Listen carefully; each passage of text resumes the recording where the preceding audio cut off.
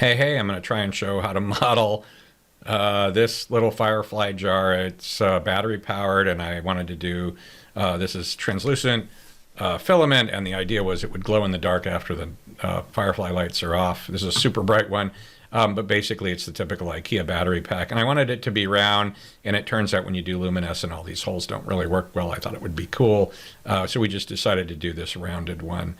And because of the size of the battery pack, I needed to put a little extension on it. The other option would be make the entire base bigger, and I didn't want to make the whole base bigger. I kind of wanted it to be small. So it's going to look like this. So the question is, how do I model that? And we'll see if I can get it right this time. And so what we're going to do is, basically, this is the stack that we're going to use. And most of these are actually subtractions.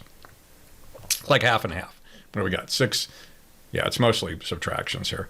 So let's just kind of, decide what we're going to do with this. I think what I'm going to do is I'm actually going to start with this, and I can cheat here and I can say settle this object. Yeah, and what that does is it took that one to the bottom. Now I'm going to take these two pieces and I'm going to mark them as a single piece by merging them together.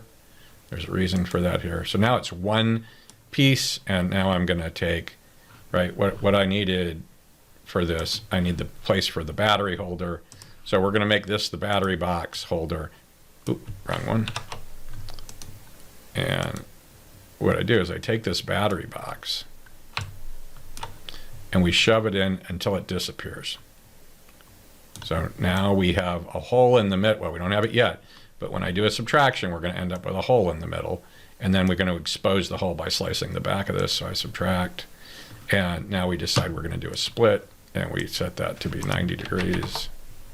And you can see the inside of this thing now, right? So if right, so we can see that the battery box ends, I put it in just a little too far. So now we're going to end up with this gap here. I'm not sure I care.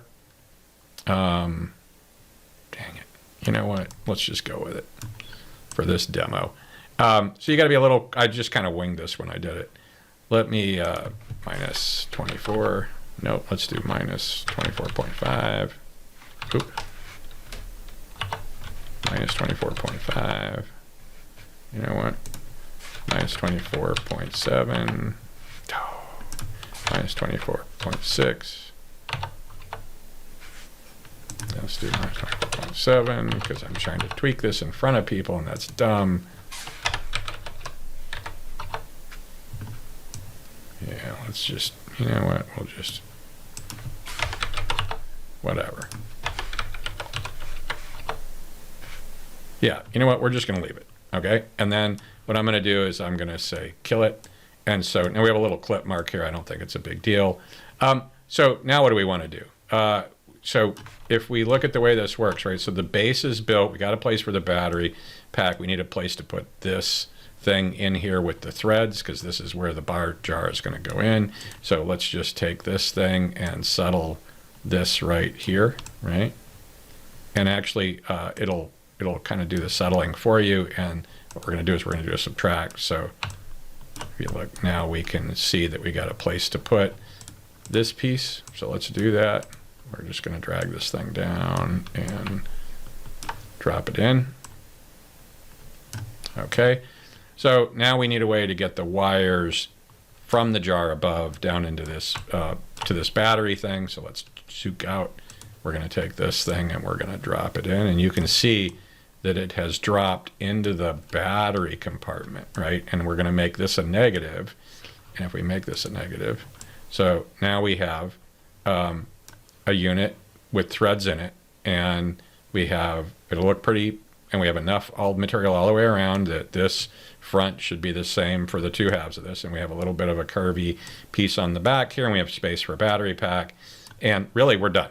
Okay, so at this point, we could just highlight everything, and we could just highlight everything and make it one piece and then feed it to the slicer. Instead, what we're going to do, I typically like to have little mount holes in these things. So I'm going to bring this down in here so we can see what's happening. So now what we're going to do is we're going to take these three guys and shove them into the bottom And if we go into X-ray mode, we should be able to see, yeah, they're right down on the bottom. Let's pull them up just a little bit off the bottom. And so I turn off X-ray mode. And why am I doing this? Because it turns now I can actually, you have to do these one at a time. It's really annoying. So we just do subtract, subtract, subtract, and now we've got mounting holes in here to put something up into the jar. And this is it. That's it. We just basically take this piece and this piece and we merge them together and boop, doop, doo, doo, doo, doo, doo. And then it's ready. And probably the only other thing we might want to do is look at the wireframe view of this. Yeah, it looks pretty good. And that's it. So that's how we build this firefly jar base with a battery space in it. I hope that is useful, and I'm sure people are using real CAD, but I just use 3D Builder for the basic stuff.